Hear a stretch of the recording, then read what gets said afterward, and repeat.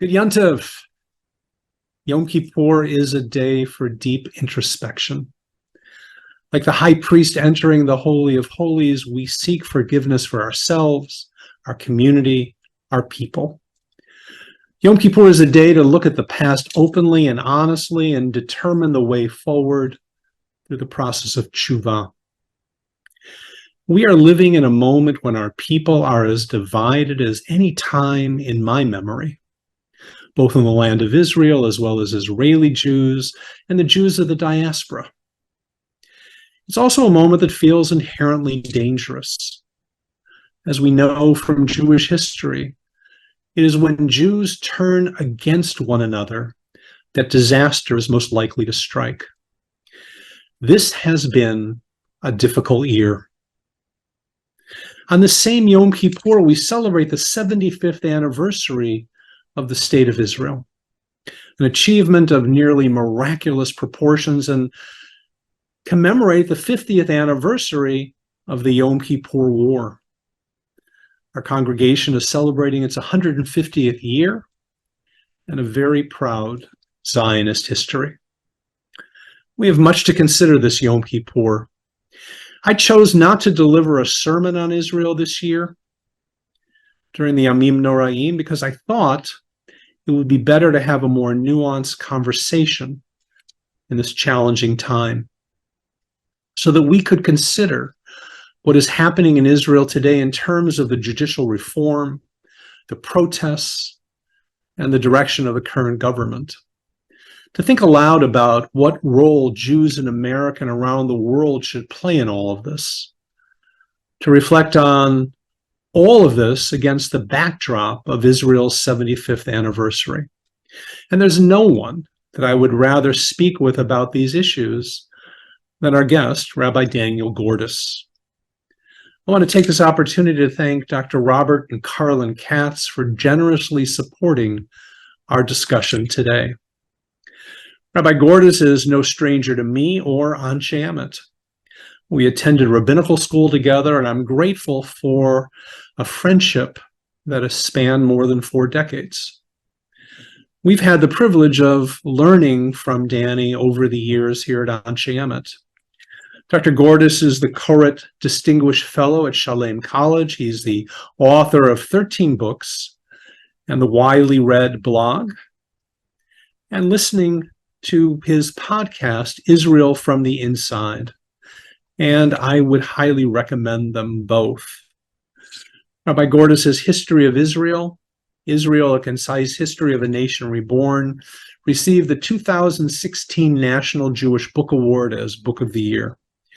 His writing has appeared in magazines, newspapers, including the New York Times, the New Republic, the New York Times Magazine, the Atlantic Monthly, Commentary Magazine, Time, and Foreign Affairs. In 2014, the Jerusalem Post listed him as one of the 50 most influential Jews, the world's 50 most influential Jews. Danny's most recent book, Impossible Takes Longer, 75 years after its creation, Has Israel Fulfilled Its Founders' Dreams?, was published in 2023. We have sent an excerpt out to the congregation in anticipation of our conversation. It's an important book that I heartily recommend. Danny and his wife Elisheva live in Yerushalayim. They have 3 married children and several grandchildren. Welcome back, Danny Gordis, to Anshe Emet. Thank you, Michael. And it's a pleasure to share this time with you, to think about Yom Kippur together, to ponder the year that passed and what's coming forward. And best wishes to you and your family for a happy, sweet new year. And to you and yours as well. I want to begin by acknowledging that this Yom Kippur marks the 50th anniversary of the Yom Kippur War, which remains a trauma to this day. Would you reflect on the significance of this occasion? And what do you think we learned from this terrible war? And what have we learned? What should we have learned, but did not? There is so much rethinking about the Yom Kippur war going on now for months before Yom Kippur, probably 2 months, 3 months, maybe even longer. Ynet, which is one of the main news sites in Israel, had a thing at the bottom of the opening page where you could click on it and share your memory of your own experience in the Yom Kippur war, or your father's or your brother's or your whatever. I mean, it's been going on for months.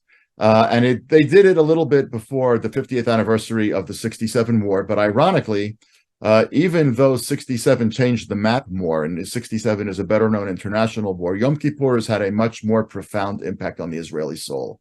And you can really see that from people sharing this. One of the things I have to say, and we'll come back to, of course, the current situation in Israel, but for me, one of the most compelling, moving, almost, bringing me to tears moments is seeing these men who are in their 70s at the protests holding an Israeli flag. And the t-shirt says, Lochamei Yom Kippur Shuv Meginim Ala Medina. The veterans of the Yom Kippur War defending the state once again. So we'll come back to that because there is a lot of echoes there. But I think, look, clearly everybody knows the story of how ill-prepared Israel was. Everybody knows the story of how the intelligence information that was gathered was not used right. I mean, that's been gone over so much. It's not really something we have to go over on Yom Kippur. But I think on Yom Kippur, we might mention a couple of things. First of all, it's about how memory and reputations change over the course of time. There's been a tremendous reconsideration of Golda, who was, of course, held accountable by many Israelis, especially. It's important to note, I think, by the way, Golda is a big hero to American Jews. She is not a hero to Israeli Jews. Golda kind of brings a smile and a glint of, wow, the first woman head of state, the American from Milwaukee who went to Israel, went to Palestine and then Israel and made good, which she did, absolutely. But in Israel, she is so deeply associated with the war that she's not highly ranked in the panoply of Israel's former prime ministers. But that's beginning to change. Little by little, I think there is an increasing recognition that in impossible circumstances, she comported herself quite admirably, especially not having had any military experience herself. She made hard decisions. She made very often the right decisions. She stood up under the pressure of 18 days that I think most human beings would have crumbled under.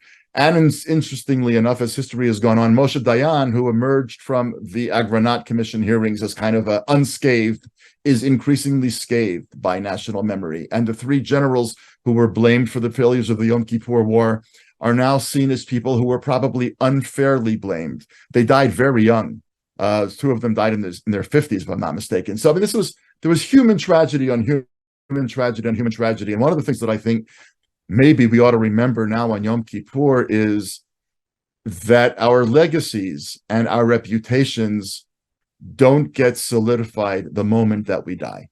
That our reputations and our legacies continue to evolve as the world continues to evolve. Now, most of us are not going to be re-examined quite to the degree that gold has been re-examined, obviously. But it's still an important message, I think, that what our children and our grandchildren and the people who love us are going to remember about us is going to be very different right after we're gone, 10 years after we're gone, 20 years after we're gone. So I'd say that reputation, legacy, and so forth is one of the main issues. Of course, Israel learned a lesson of hubris, which is critically important on Yom Kippur. Israelis consider themselves invulnerable. There was the Bar Lev line, which some people said can't be penetrated. It crumbled like a house of cards. It's also, by the way, interesting to think about the Yom Kippur War. Did Israel win or did Israel lose? The answer is yes. Israel won in the sense that having started out at a terrible deficit, within 18 days, it was able to actually encircle the Egyptian Third Army. It could have wiped out the Egyptian army if it wanted to. We were well on our way to Damascus. I mean, militarily, it was an unbelievable comeback. So that way, we won. But what was Anwar Sadat's agenda in the Yom Kippur War? He didn't want to destroy Israel. He's a very smart guy. He knew he couldn't destroy Israel. He wanted to bang Israel up badly enough so that an Israel which was unwilling to negotiate anything about returning to Sinai, which it had taken in 67, would now rethink. This is 73. In 77, Begin and Sadat begin to meet to talk about giving back the Sinai. So did Israel manage to recoup? Yes. Did Sadat get exactly what he wanted out of the war? Actually, yes. And at the same time, it's been 50 years, and never again has a standing Arab army ever attacked the state of Israel. We put that aside. No, certainly conventionally, we'll see what happens with Iran. But in terms of conventional weaponry, there's simply no armed force in the world that has any issue with Israel that could take it on. So there are many conflicting kinds of results, many conflicting kinds of conclusions, which I think is very true of life itself. Guilt and innocence are very often mixed together, and naivete and suspicion are very often mixed together. Life is a complicated enterprise, which is why we have Yom Kippur. And I think teasing out the various braided together legacies of the war is actually perfect for the afternoon of Yom Kippur. So the T-shirt that you mentioned, this past veteran, or the veteran was wearing, would lead one to believe that there are things that Israel has not learned from the Yom Kippur War, that are very much alive and well today. So I'm going to lead into our present situation. The policies of the current government, its efforts at judicial reform, and the protests in response are marking a traumatic time in the history of Israel. So can you give us a sense of where you believe things stand presently? Well, look, the first thing I think, Michael, we have to acknowledge, and it's harder to feel this outside of Israel than it is inside Israel. And outside of Israel, one can obviously stay abreast of who's saying what, who's doing what, who's voting on what, when. I mean, all of that is obviously known to everyone. What's very hard to feel out of the country is the sense of desperation that many Israelis have felt, the sense of exaltation that many Israelis have felt as hundreds of thousands of people week after week after week turned out into the streets. I'll just, as an aside, say something about my middle child who lives in Givatayim, which is a neighborhood adjacent to Tel Aviv, and a small city adjacent to Tel Aviv, I should say. And the night that Gallant was fired months ago, and Bibi fired the minister of military affairs, the defense minister, he fired Gallant. Actually, Bibi was in London when he did it. But it led to an unprecedented and completely spontaneous outpouring of people into the streets. Now, this son of mine, who's now 33, he's had an interesting life. He was in the army in a commando unit for 8 years. He's married. He has 2 kids. He went to law school. He clerked at the Supreme Court. It's not like he hasn't done anything interesting. But we were in the States the night that happened, the day that it happened. It was night in Israel. And it turns out, when it happened, everybody said, okay, out to the streets, WhatsApps and whatever. And he grabbed his flag. We all have flags, poised by our door. And he was out there till, 2 o'clock in the morning. And then he texted us. We were on the East Coast. And he said, by far the most moving day of my life. And he said, I'm going home. It's 2 o'clock in the morning. I'm going to go home, take a shower, get a few hours of sleep, and I got to go to the office at 8 or 8:30 or whatever it was. So I think it's been depressing. It's been frightening, but it's also been inspiring. And it has been a profound reminder of the degree to which people here really care about this country. A silent majority or a silent segment, I don't know how big it is no longer silent. People who may not have followed politics all that closely are following politics. This is a terrible neighborhood in the world to try to make predictions, but if one can make one, I think, it is that when we have our next elections, the percentage of people going to the polls is going to be significantly higher than it was last time around. That's almost impossible to imagine otherwise. So it's been a painful year. It's been, as many people are summing it up now these days, people say a horrible year. I mean, the government was elected on November 1st, and whether you were in favor of the government or not, irrelevant. It was a horrible year for the state of Israel. Horrible. Lost in the shadow of all of this, of course, we had a horrible year in terms of terrorism also. I mean, people getting killed left and right. The numbers weren't huge, but they were consistent. Hardly a week went by when people weren't killed. So that was a kind of a return back to the days of old also, and not good days of old. So where are we now? I think we have learned how much of this country really loves this country. We have had almost 40-ish weeks of protests by now on Yom Kippur. People coming out every Saturday night, bar none. So we're talking over the course of time, millions and millions and millions of people.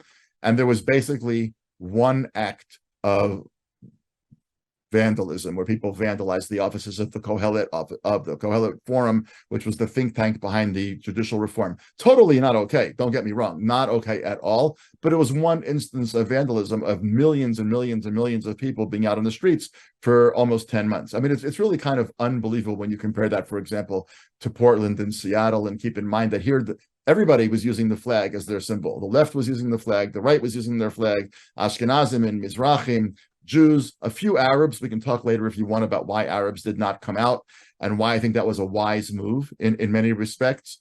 It was a terrible year, but I think it's a country that's deeply embedded and deeply engaged in a process of thinking about what it wants to be and who it wants to be, and perhaps emerging from a period of adolescence into a period of early maturity.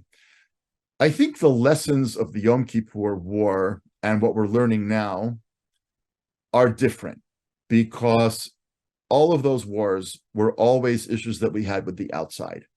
The Yom Kippur War also, Egypt and Syria, the Intifada, the Palestinians, the second Intifada, the Palestinians, second Lebanon War, obviously Hezbollah, all the wars with Hamas.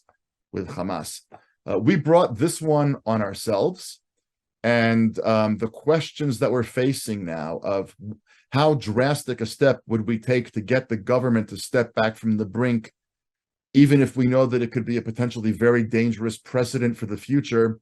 That's not something we had to ask ourselves after any of Israel's previous wars. Intelligence issues were not an issue here. So I think there are many issues we have not learned from previous wars, to be sure. But I think this particular year, the fall, winter, spring of 2023, winter and spring of 2023, those are different messages and different traumas than the traumas of wars. Thanks for the answer. And I want to drill down a little bit about the soldiers that are marching, some in uniform at times, and the decision that some hundreds have made to not report for reserve duty. And anyone who reads any of the Israeli newspapers knows that this is wreaking havoc on the IDF, and it's especially amongst pilots. Do you think that while these are people making valued choices, they want to serve the kingdom and not the king, as they put it, that they feel that the democratic values of the country are under threat, are actually employing the nuclear option, as some people call it. And there are terrible unforeseen consequences that generations will be dealing with as a result? Yeah, it's a very important question that Israel is really wrestling with. I'm just going to make an aside note that our listeners should know that we're not recording this on Yom Kippur. So when I'm drinking water, it's not Yom Kippur. Just to make sure that my, reputation as sort of, a quasi-observant person at least remains intact. But in any event, look, I personally understood the pilots, and let's just put it in the mind. I can't tell you how many interviews I've heard where a pilot says exactly this. Look, a fighter jet has one engine. It's a tiny little thing. And if you stood next to a fighter jet, it's astonishing how small they are.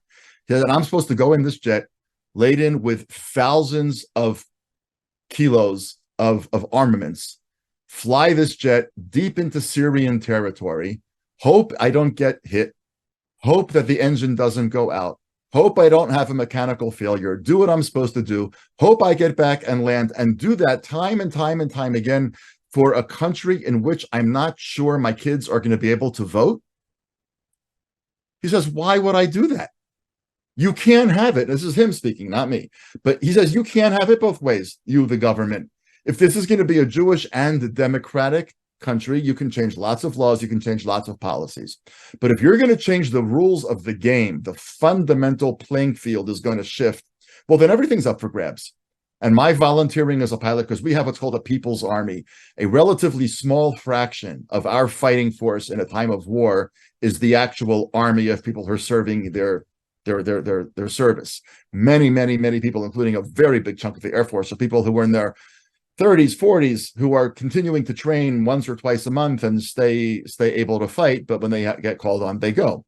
And that happens all the time. When you hear that we've attacked Syria, it's not only kids who are actually in the army, it's reserve pilots all the time. And they're the heads of squadrons. They play a very important role. So they say, look, we don't take any pleasure in this, and they really don't. And I actually posted, you may have seen it, an episode on my blog a long time ago, where actually one of the pilots actually basically started to cry. I mean, he tried to pretend that he wasn't crying, but he was breaking, because he said his grandfather helped create this country, and he said his grandfather is no longer alive. But how can I look my grandfather in the eye and say, I'm not defending this country? And yet he said, I'm only interested in defending this country if it's Jewish and democratic. And I feel that there's a full assault on the democratic nature of Israel. Why would I go up in that plane with a wife and children at home? But look, so I understand that. The damage to the Air Force apparently has been very profound. The Army is apparently trying to downplay it because people might really panic if they knew how desperate the situation, some people say, is. It's also very important to understand that it's not the situation, well, then, Bibi can back down or the government can back down, and then the pilots say, oh, okay, fine, so we're back. Because the argument is, after you haven't trained for 6 or 8 weeks, that's it. We can't bring you back. We would have to bring you back so intently that you can't do it because you have a job and a family and a this and a that, and we don't have the money to bring you back full time.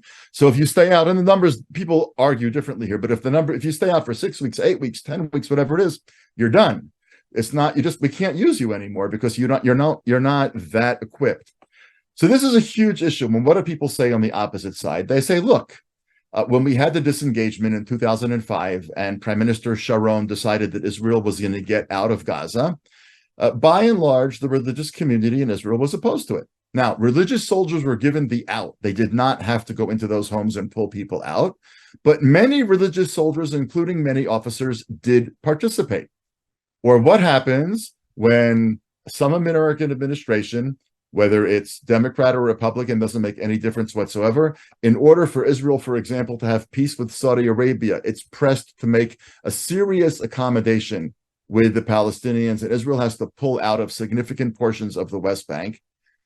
And that requires military activity.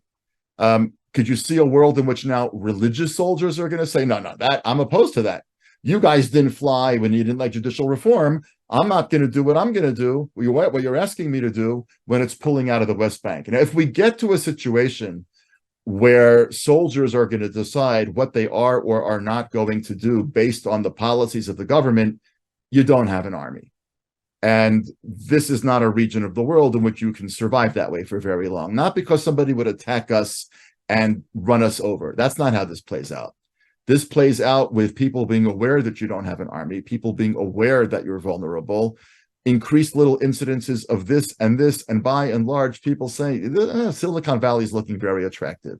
Mount Sinai Hospital in New York is looking like a great place to practice medicine, et cetera, et cetera. You don't ruin the country by having it overrun by Syrian tanks. That's not going to happen. But you dent the country very badly by having people decide that it's not secure enough that they want to make a future here. And that's the real way in which this could play out. Iran obviously smells blood. Hezbollah smells blood. Hamas smells blood. Hard to know how that's going to play out. So look, I think it's a very, very painful thing. And the other point that I'll make is many of us were actually certain, and I include myself in this, and I was totally wrong. Many of us were certain that because of what the pilots and the cyber warfare people and the Navy SEALs, the drone operators, these were the people at the very, very, very kind of pointed edge of the army. What they did, we were sure the government was going to back down. So I was able to say to myself, and I would talk to myself, either lying in bed at night trying to fall asleep, or whenever you talk to yourself, saying, yeah, it's pretty dicey. It is, as you said, it's kind of the nuclear option, but it may be actually what saves the country. And that didn't work. It actually failed. So now it's the worst of both worlds. They pulled the pin out of the grenade, and the government went ahead. Are we going to look back and say that it was as an error of cataclysmic proportions? I hope not. And one of the questions has to be asked is, what was the alternative to try to stop the government from doing this? Not clear what those were. Yedidya Stern, who was a leading jurisprudential figure in Israel, who I interviewed on my podcast probably in the the middle of August, I guess it was, said 10,000 people should have gone on a hunger strike, like a real, genuine hunger strike in front of the Knesset. And as days and weeks went by and ambulances started pulling people away and taking them away on stretchers, it would have had the same or greater impact than pilots not flying. I don't know. I mean, he's a very smart guy, and he's one of Israel's leading thought leaders on a whole array of issues. But I don't know if that would have worked. So it's very dangerous. It's very painful. The people who took that decision did not take it lightly, but the people who are critical of it are by no means wrong. It's really a fascinating case where you or I easily could take either side of that debate and with a full heart, a really full heart, defend that position. It leaves us vulnerable and to a certain extent broken. And I think that the attempt to come back from brokenness is a large part of what this period of the Jewish year is about. We talk about having a lev nishbar v'nidche, right? A fractured and cast away heart. And part of what this period is about is try to rebuild our souls once we've confronted all the mistakes that we've made and all the imperfections in our character and so forth. And I think Israel is going to go nationally into a very similar process, much longer than the high holidays themselves, quite obviously. Well, those of us who read your writing have watched this evolution in your own thinking and sort of have gone through the angst of month after month after month, protest after protest. And whereas at the beginning we were talking about judicial reform, where there was really a basis for a conversation, it feels like we're talking about something much larger, the future of democracy in Israel. In July, you wrote in the Atlantic Monthly, the political crisis in Israel is no longer about being in favor of the judicial reform the Netanyahu government pledged to enact or about opposing it. It's no longer about law. It's about the complete erosion of any trust millions of citizens have in the government. It's about the sense here that something deep, sacred to many, is broken, as you were just alluding to. The feeling that, as one of the pilots put it on television, this country is about to be destroyed, but the commentator then said the country's already been destroyed. This is such a chilling thing to read. How do we, you spoke about the possibility of a national conversation at one point. How do we pick up those pieces? Where do you see this going? Where it's going, I think, the Talmud says that after Haggai, Zechariah, and Malachi, the last three of the minor prophets, they didn't think they were minor prophets, but we call them minor prophets. That prophecy was given over to fools and children. And since you and I are definitely not children, and we would like not to be fools, I think it's a mistake to try to predict where this thing goes and how it plays out. Look, what's broken here? The government, I want to try to stay as nonpartisan as possible in this conversation, but the government says that it has a mandate. It's got 64 seats in the Knesset, et cetera, which is a not small majority by Israeli standards. But the government was elected with 48.4% of the vote, meaning less than half of the people in the country voted for the government. Now, less people voted for the opposition, obviously. But it's not a huge mandate. Now, it's enough of a mandate to change tax policy. It's enough of a mandate to change maybe details of the immigration policy. It might even be enough of a mandate to change certain details about the law of return, which, as you know, is very much on the docket with this particular government.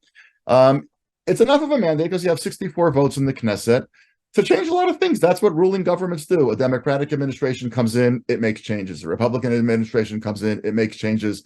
That's politics, that's legislation, that's governing.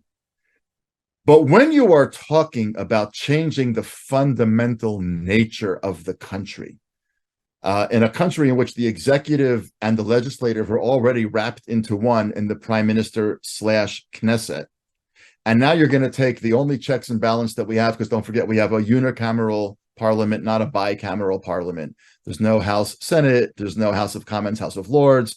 It's one body. And the only offsetting check and balance is the Supreme Court.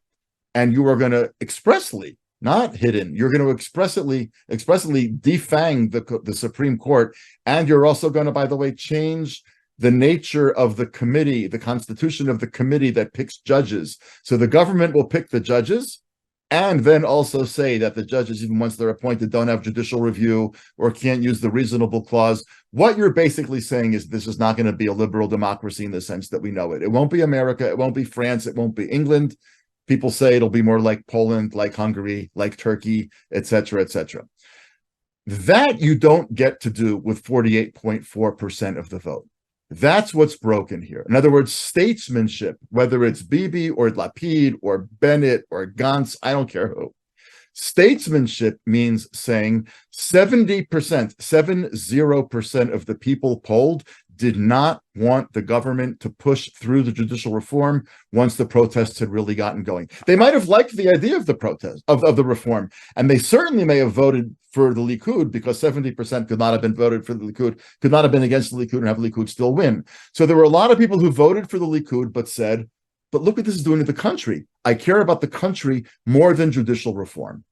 And what we had here was a complete lack of statesmanship, and every little element pushing for this to happen for its own reason. The Haredim, the ultra-Orthodox, wanted it to go through because they want one thing and one thing only. They want the exemption of their young men from serving in the army to be made into a basic law, constitutional status, so it can't be changed. Smotrich and Ben Gvir have different agenda. I think Smotrich and Ben Gvir, Smotrich especially, I think, really wants to take over the West Bank. He wants to create a situation where Israel annexes large chunks of the West Bank. By the way, one can have an argument about annexation. It's not as insane as it sounds, because people would say, it's been 50 years since the Yom Kippur War. It's been 56 years since the Six-Day War. I mean, how much time, people say, do you have to wait until you can actually say this isn't going to change, so we might as well make reality into reality? That's not necessarily my view, but I just want to say it's not an insane view. Even if I don't agree with it, I can appreciate how people would hold it. But that's definitely Smotrich's agenda. Smotrich's agenda is to change the facts on the ground and perhaps to elicit enough violence in the West Bank so Israel goes ahead and annexes. Ben Gvir has a different agenda. Ben Gvir, I am quite convinced, eventually wants to make it clear that only Zionist parties will be allowed to run for the Knesset, and then he will use that to disallow Arab parties. Talk to women in this country about what's happening to the status of women in this country, and women who are not alarmists, women who are serious, thoughtful, writers, academics, analysts say this is unbelievably frightening. Talk about the idea that public parks and public schools, and especially parks, are going to now start having separate hours for men and women and so on and so forth at the end of the day. It begins to sound a little bit like Iran. And so when you put all of these things together, the Haredim and the West Bank and the Arab parties and women and a very anti-LGBTQ agenda from some of the people in the government, it looks like the fundamental liberal, I don't mean liberal left wing, but liberal democracy, meaning liberal, that ethos of the country is really under attack. And that's what you do not have the right to do with 48.4% of the vote voting for you. And when I think that TV commentator said, look, the country is already broken, what I think, I mean, I don't know what he meant exactly, but what I think he meant was a trust between the people and the government, which is that, I might disagree with you about this or that. There's 1,000 issues we could disagree about, but that you're fundamentally going to keep this country in its identity, what it was, that I don't trust anymore. Some people say I don't trust you to make it a safe place for secular Jews. Certainly not a safe place for conservative Jews, by the way. I mean, that's 100% obvious. And I don't expect you necessarily to keep it safe for women or for LGBTQ or for all sorts of people. That's a fracture of a covenant. That's not a disagreement on policy. And that's what we're facing here. And so at a certain point, people have long since stopped talking about judicial reform. This composition of that government, this power for the attorney general or not, judicial review, yes or no, it all matters. But there is something much more substantive and something much more fundamental that's under attack here. And when my friends and my colleagues are out, and I are out every Saturday night with our flag, with doing our thing, and it's not that much fun anymore after 40-ish weeks. You just do it because you feel guilty if you don't do it. You're supposed to be out there. So 40 weeks is a lot of Saturday nights not to be able to sit at home and watch Netflix. I'm saying that, by the way, not kiddingly. Sometimes you just want to stay home and watch TV, but we haven't been able to do that for 40 weeks because there's a higher calling. We're out there now, not about judicial review, reform. Nobody's talking about it anymore. We're actually saying We care about the very delicate balance that is the state of Israel between Jewish and democratic, between left and right, between Jew and Arab, between tradition and modernity. This has been a very delicate balance. Thuggery can break this thing very, very quickly. It could be thuggery of the left or thuggery of the right. And we just are begging politicians to be statesmen and stateswomen. And I think it's too early to know what's going to happen on that front. And that really leads us into what we as American Jews can do. Because this is, as you've described it, a very serious moment.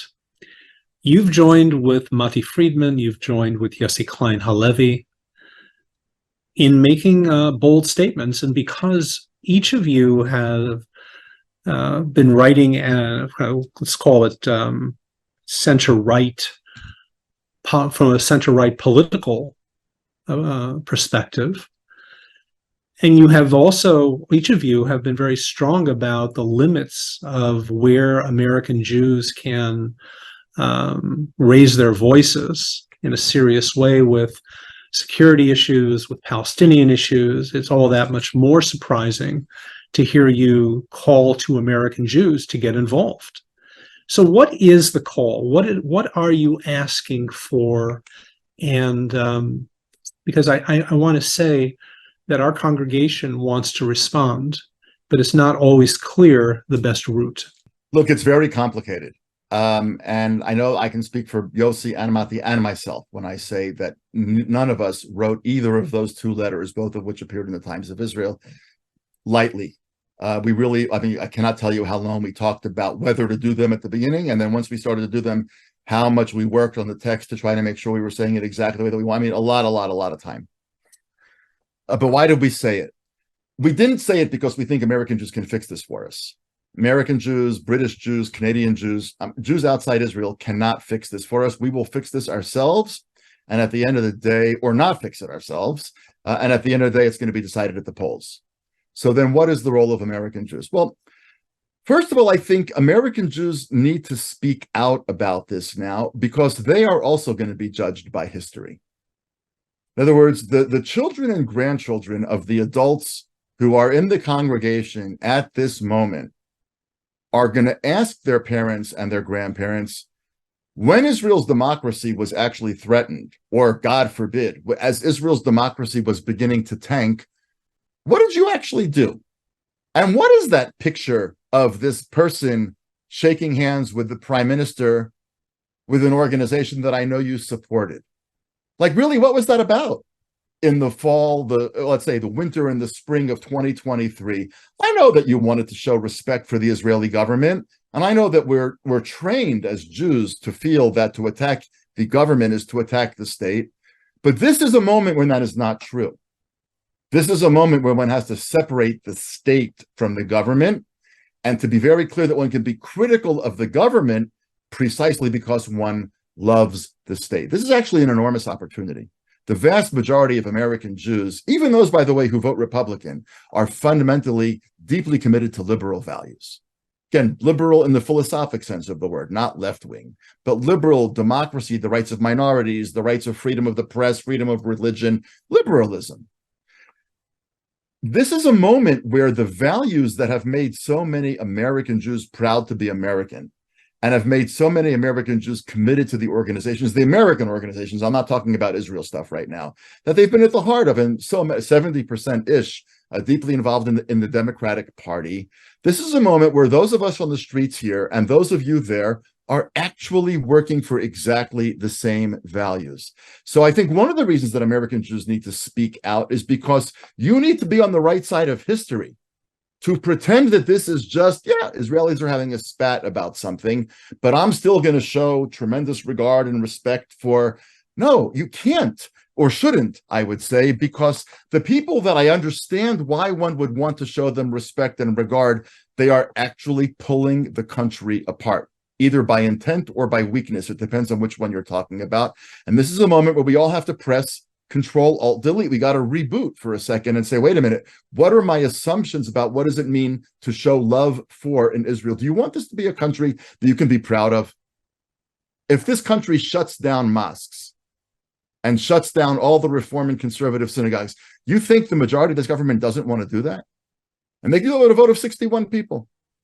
You think that kind of a country is a country that your children or grandchildren are going to have any interest in being associated with in any way? Well, they're not.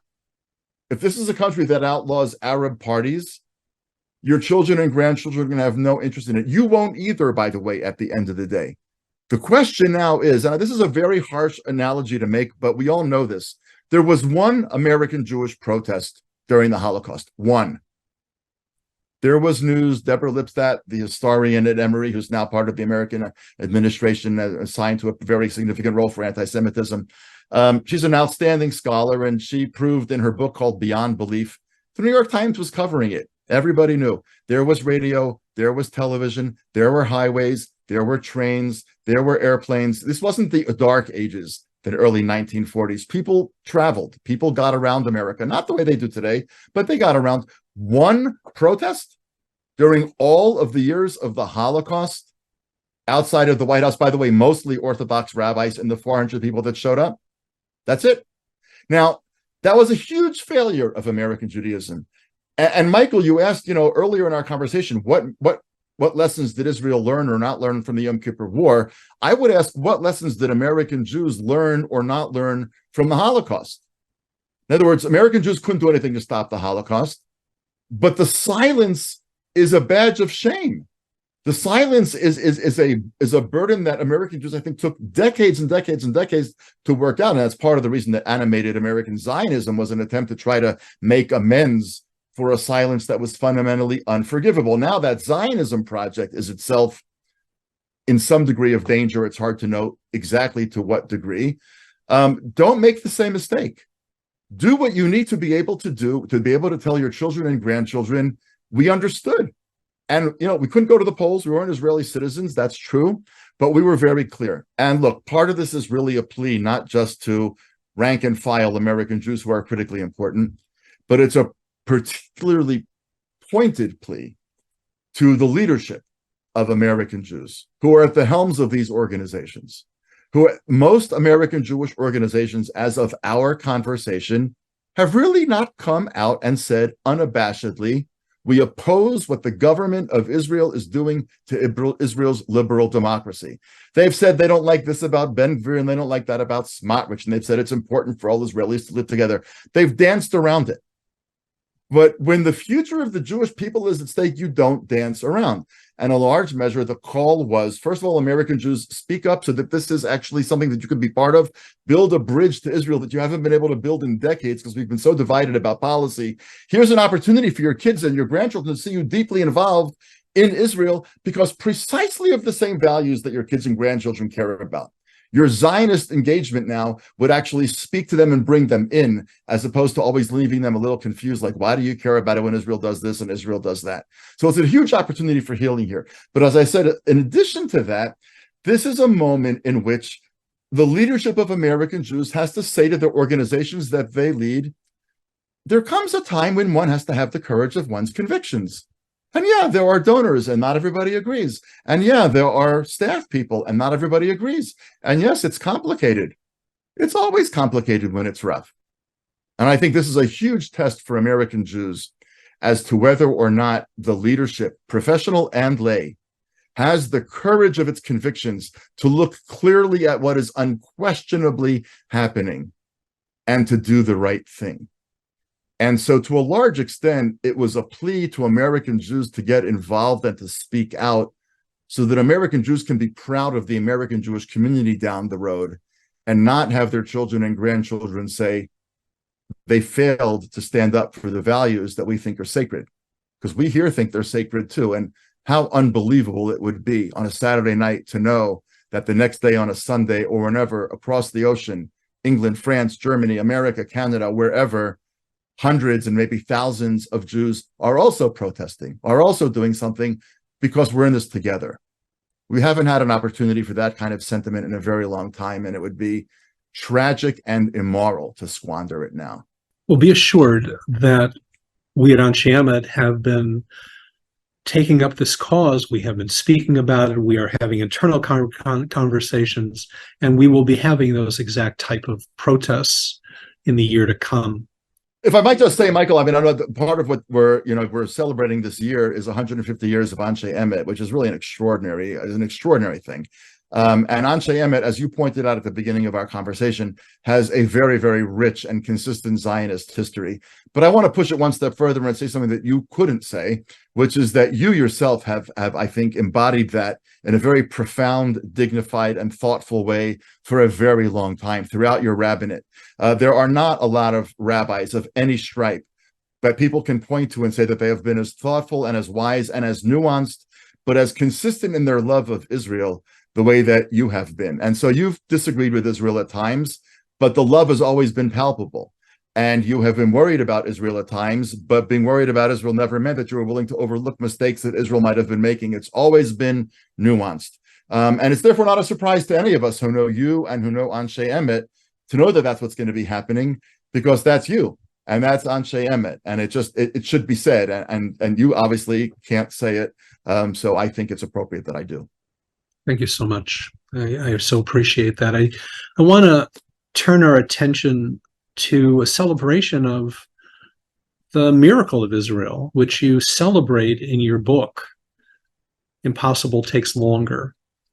And I want to say that it is so nice that a member of our Anshe Emet community inspired you to write it.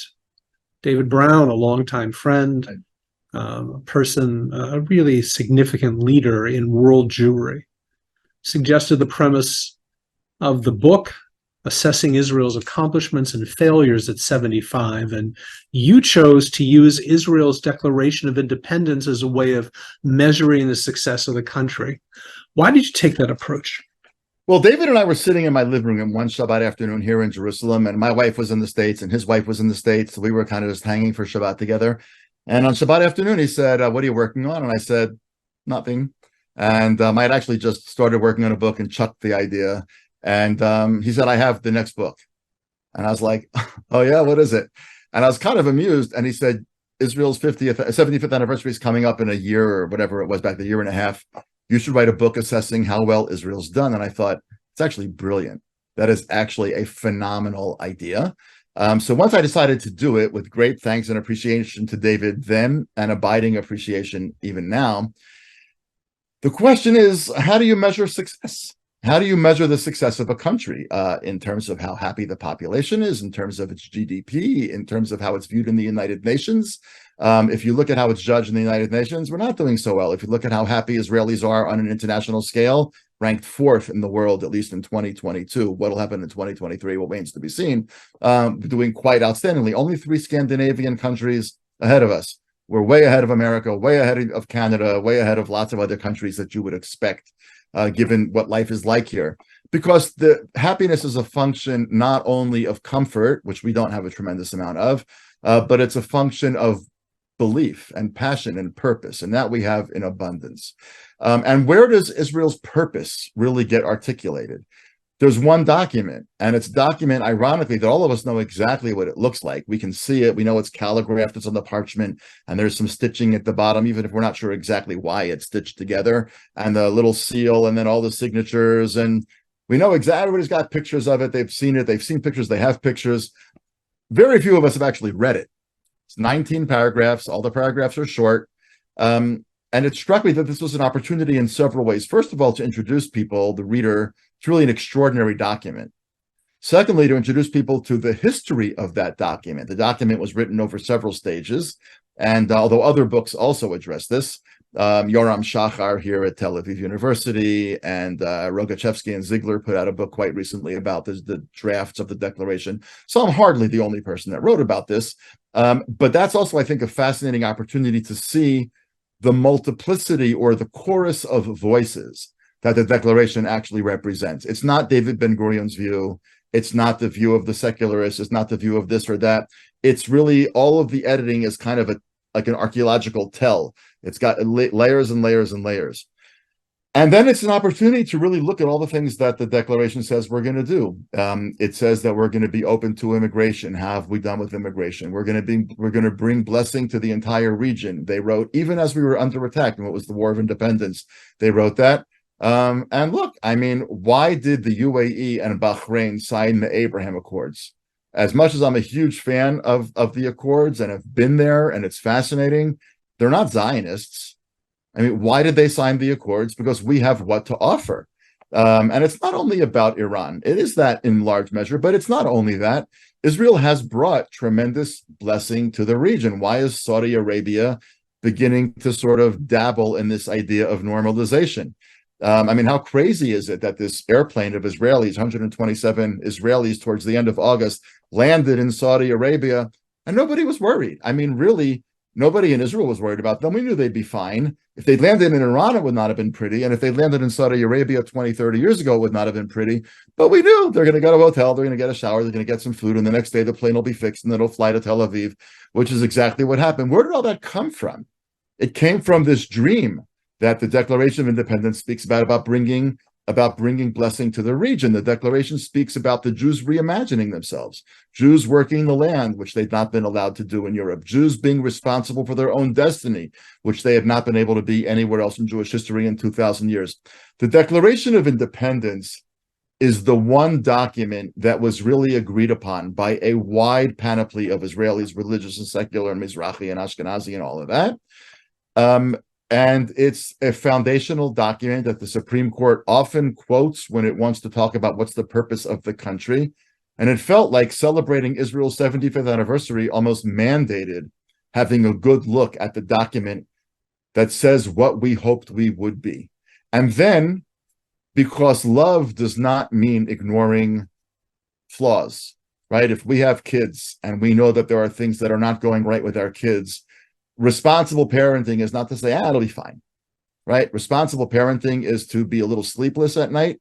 And responsible parenting is to say, wow, my kid needs this kind of a doctor, this kind of a tutor, this kind of a social counselor or therapist, whatever, right? My kid needs certain things, and I'm going to try to make it possible for my kid to reach her or his full potential. I'm going to be honest about what's going wrong because I love them.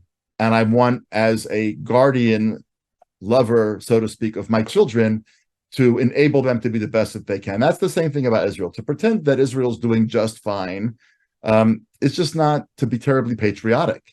It's to sort of treat it like a Dodgers game, rah, rah, Dodgers. But that's not patriotism.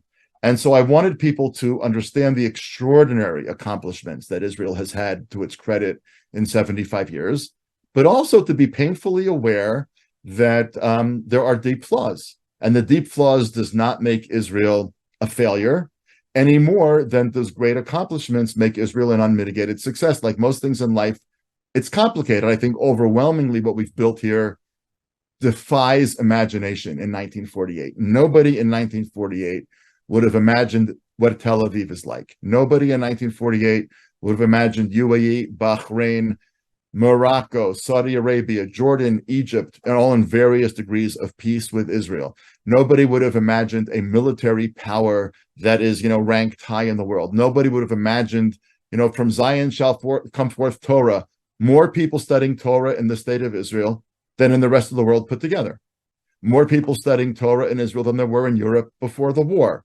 I mean, there's been a revitalization of yeshivot and liberal yeshivot and all kinds of crazy things that are happening here. I'm crazy in the wonderful sense. So again, without going through the whole book page by page, obviously, there's a way in which Israel is a miracle that we don't celebrate enough. And those of us who are inclined to celebrate, I think, are a little bit too inclined to overlook its faults. And I wanted to try to do something that was fair and loving at the same time. I think that those people who read the book will see this as a primer in how to love Israel and lovingly criticize Israel openly and honestly, and I think you should be credited for that. One of the things that I learned in reading the book, amongst the many things I learned, was the influence of the American Declaration of Independence in the writing, and the point that you made and in creating a distinction between liberal democracy and ethnic democracy. And I wondered if you would speak about that for a moment. Sure, it's not my distinction. I mean, Professor Sami Smuha at Haifa University and others have written about this extensively decades before I even heard about it. But I think it's a critically important distinction, and I bring it up fairly frequently in my writing about Israel because there are times when Israel does things that we would never want the United States to do. And people look and say, well, how in the world is it possible for a Western liberal democracy to do that, to have a religious policy that says X, Y, and Z, or to give us a law of return which says that Jews can automatically become citizens, but non-Jews don't automatically become citizens? What's that about? And I think the important thing to understand was that, yes, actually, ironically, the first people that wrote the first draft, Mordechai Beham and his associates who wrote the first draft of the Declaration of Independence, began on Pesach of 1948, just about 6 weeks before independence, by opening up a book that a man named Davidovich, who was actually, by the way, a graduate of JTS, believe it or not, he'd been ordained by JTS. He said, well, if you want to think about democracy or how to build a country, take this. And he gave Beham a copy of the Declaration, which of course Jefferson had written, also, by the way, in about 6 weeks, and said, start with that. And so if you look at and we have the early drafts in the book itself, the early draft sounds a lot like Jefferson's Declaration translated into Hebrew, and instead of King George, it's the Nazis and this and that. It changed a tremendous amount. So there's a lot of America in the Declaration at the beginning, less and less as it gets edited, but it's still there. But Israel, as much as it's like America in certain ways, freedom of press, freedom of religion, Supreme Court, checks and balances, not as much as America, but some, it's not America. It's not a Hebrew-speaking version of America. If you imagine we're in 2023, if you imagine in 50 years, in 2073, let's say America is mostly, I don't know, Hispanic, let's just say. And there's a Hispanic president and there is a Hispanic majority in Congress. Is that a failure or a success of American democracy? Well, it's obvious to me that that's a huge success of American democracy. Americans vote, color blind, religion blind, ethnic blind. That's what America is all about. Give me you're tired, you're poor, teeming masses yearning to breathe free is not white masses or brown masses or Christian masses or male masses. It's just masses yearning to breathe free. If you wanted to breathe free, America was the place where you could dream and make that come true. If the first line of the Declaration of Independence in the United States is one in the course of human events, in Israel's declaration, it is the land of Israel is the birthplace of the Jewish people. This is not for all people in the same way. The purpose of Israel is the flourishing of the Jewish people. Now, of course, all non-Jewish citizens have to be granted the same rights that anybody else would have. Civil rights of freedom of press, education, and all that kind of stuff. But now let's go back to 2073. If in 50 years, Israel is mostly Arab or mostly Muslim, let's say, and there's a Muslim, Arab, Christian, doesn't matter, prime minister, and the Knesset is mostly Muslim or Arab or whatever, and those are not all the same thing, but doesn't matter for right now. Is that a failure or a success of Israel's democracy? Well, it's a success of the apparatus of Israel's democracy, but it's not what Herzl was getting at. And it's not what Ben-Gurion was trying to build. And frankly, Michael, it's not the Israel that you and I have committed our lives to. We've committed our lives to a country which would be the stage on which the Jewish people would write the future of its history. Now, that's always going to be a delicate balance because we don't want to compromise on the democratic side, which means we can't compromise on the demographic side. We need for Israel always to be an overwhelmingly demographically Jewish country so that it can both be free democracy and overwhelmingly Jewish. It's been 20% non-Jewish from the beginning, and that number's stayed pretty much consistent. If it stays consistent, we're pretty fine. If it grows dramatically, then we have a different issue altogether. But the reason I wanted to mention it in the book is not so much because of immigration policy or conversion policy or law of return, all of which matter, but for Americans and other readers to understand that this is not a miniature United States in a bad neighborhood. This is a very different project. The United States was not founded for any one particular ethnicity to flourish. And although many of us as Americans often have to take a big gulp when we hear this, because it's not how we were raised. They're the same. One speaks English, one speaks Hebrew, one's in North America, one's in the Middle East, but we're the same. And that's been a huge disservice to Israel and to American Jews, because Israel only matters if it's not the same. Israel only matters if it's a platform and a stage on which the Jewish people writes its future. The things that move people when they get to Israel are the Jewish things. Sing the language of Hebrew, not Hebrew and Arabic equally. Sing Jewish symbols in front of the Knesset and everywhere else you turn. What makes people cry when they come here is the Jewishness of the place. So then we have to be honest and say, that means that this is not a Hebrew-speaking United States of America. And the book was a place for me to try to introduce this very complicated, very uncomfortable idea. And here again, by the way, we spoke earlier about the responsibility of American Jewish organizations and their leadership. It was a great way to sell Israel to American Jews by saying, look, it's exactly our values. It's not. And that's exactly why it matters. If it was exactly our values, you know what? Come on over here. America, with 300 whatever million people, can absorb 9 million people. They wouldn't all come anyway. But the whole point of Israel, and always that Israel matters, is because it's not America's values. It's a country for the flourishing of the Jewish people, giving non-Jews complete civil rights in theory, and we have to aspire to do better. Obviously, like every country has to aspire to do better with its minorities. But that was why it felt to me like a very important distinction to make, to complicate the issue here. Most things in life that matter are complicated. Marriage is complicated. Child raising is complicated. Running an organization like a synagogue is complicated. If it was simple, it wouldn't matter that much. Nothing in life that matters a lot is simple. And if Israel matters a lot, it's going to be complicated. And we should celebrate the complexity and try to embrace it with nuance rather than pretending that it's simply a bunch of people speaking Hebrew who have exactly the same values as America, because that's not its purpose. One of the things that I really appreciated about your book was that you were willing to praise Israel, but you were also willing to be critical. And here I'm going to quote the book. Amongst the failures, you write, the single greatest disappointment of Israel's first 75 years is the fact that the conflict endures. And here you're talking about the Palestinian issue. I want to know where this issue is in this conversation today. In Israel. In Israel, right. In America, it's the focus. In Israel, not so much.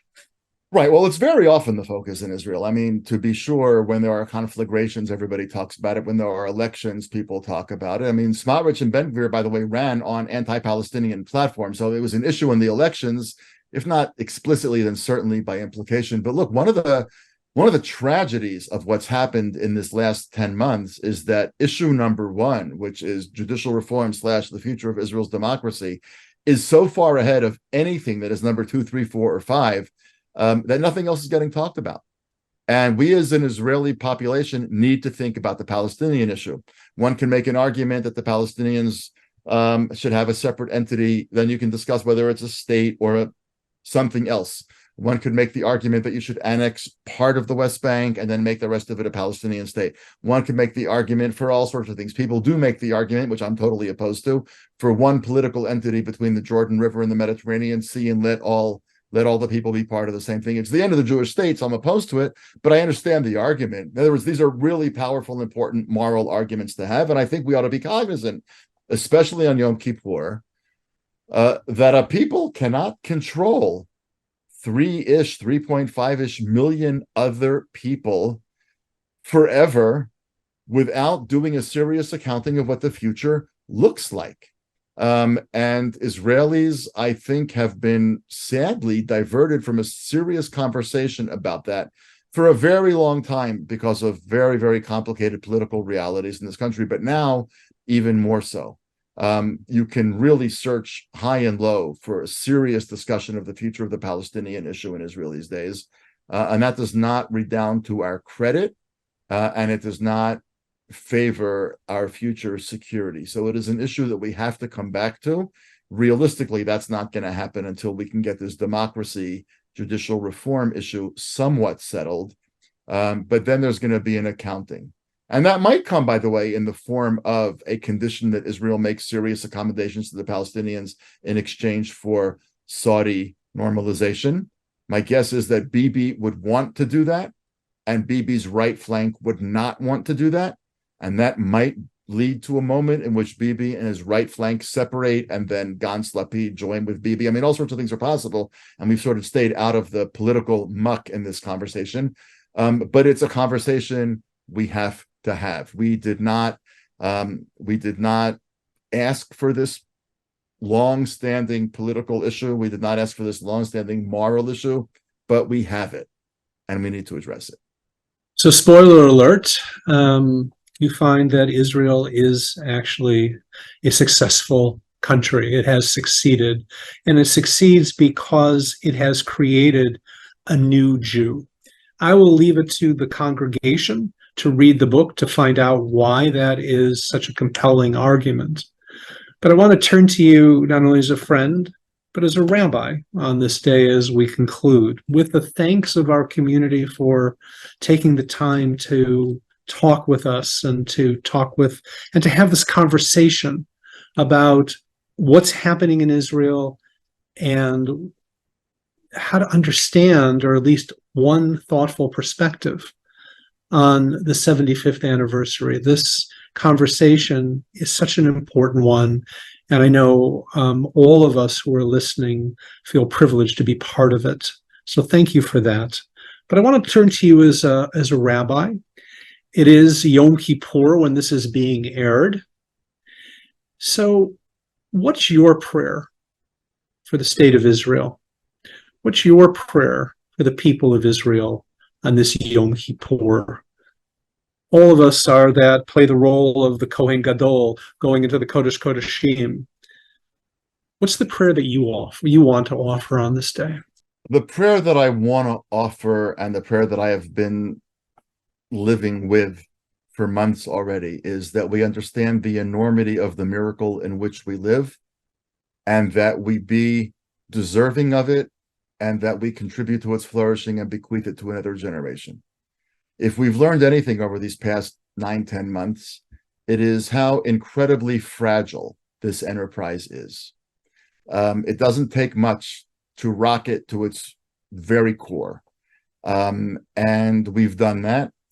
And the blame is widespread, and one can, we've spoken about, you can criticize the pilots, you can criticize the government, you can criticize the court. We didn't talk about Aharon Barak, but you can certainly criticize, his court and his aggressive tactics in the 1990s. But there's a lot of people that you can point to. It doesn't really matter anymore whose fault it is.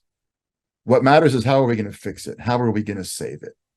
And the extraordinary thing, of course, everybody thinks of Yom Kippur as a solemn day, but as you well know, the Mishnah says that Yom Kippur is one of the 2 happiest days of the year, because we're guaranteed being forgiven as long as our repentance is genuine. If we've done something to someone, we have to request their forgiveness. If we've done something between us and God, we request God's forgiveness. But as long as we've done that, says the tradition, our forgiveness is guaranteed. The possibility of building ourselves is ever present. It's never over in Jewish life. There's never a time when you don't have a second chance. And I think what we as Israelis need to take out of Yom Kippur is exactly that. We've banged this country up quite a bit in the last year. And again, different roles, different people, different groups, enough. But we all have the same responsibility, which is to be true to our ideals and not to capitulate on things that we think are critically important, but at the same time to make sure that we don't squander this once in 2,000 year opportunity. If we squander this, our children, our grandchildren, our great-grandchildren, our great-great-grandchildren, this is going to go on for a very long time before anybody, if ever again, sees a sovereign Jewish entity. And if you are as concerned and nervous as I am about Jewish communities everywhere in the world, Israel, America, Canada, France, Germany, they're all different. They all face their own existential challenges. But the largest Jewish community in the world is here. The most profoundly robustly imaginative experiment in Jewish life is here. If this fails, it will be the second time in the space of 80 years that the Jewish people experiences a cataclysmic loss. Am I convinced that a people overcomes that? Not sure. Certainly not sure enough to be able to take that risk. So if we as individuals in God's world are given an opportunity to rebuild, we certainly owe it to our country to enable it to rebuild itself. And our brothers and sisters all across the world, in America and Canada and Europe and elsewhere, we all need to be party to this. We need to be in love with each other and in love with the idea. We can disagree about details, but we can't walk away when we disagree about policy, and we can't look away when we see things that we're uncomfortable with. And so the prayer is that the Jewish people will deserve to have the state that it has and be wise enough to continue it into the future. Thank you, Danny. And to all of us, Gemar Chatima Tova, may all of us be worthy of being inscribed in the book in the new year and the year to come for the good. When we hear the shofar sound tonight, may we all dream of what the world can be, what Israel can be, what the Jewish people can be together, and may we act on it in the year to come. Thank you.